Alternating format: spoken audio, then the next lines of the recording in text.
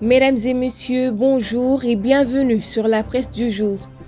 La plupart des quotidiens de ce mercredi 5 juin sont revenus sur la clôture des assises de la justice et de la dette fiscale de la presse.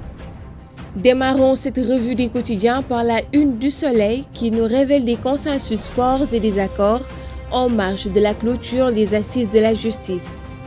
Selon l'Astre de Halle, les participants se sont accordés entre autres sur la limitation des pouvoirs du procureur de la République, d'une cour constitutionnelle et d'une justice de proximité.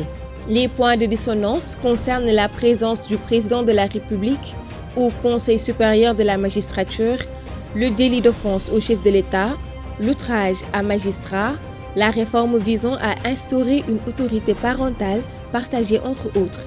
Assises de la justice, accords et désaccords, titre Le Quotidien. Le journal annonce un consensus sur la réduction des pouvoirs du parquet. Toutefois, un manque de consensus est noté sur la présence du président de la République au Conseil supérieur de la magistrature.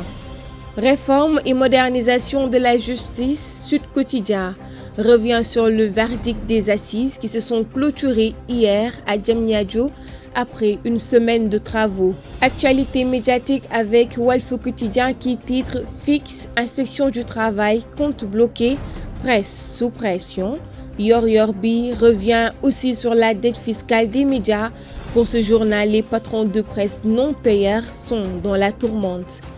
Actualité sportive pour clore cette revue de la une des quotidiens avec le Stade qui s'interroge sur ce que vaut le Sénégal sans Sadio Mané au lendemain de la blessure du joueur d'Al Nassr.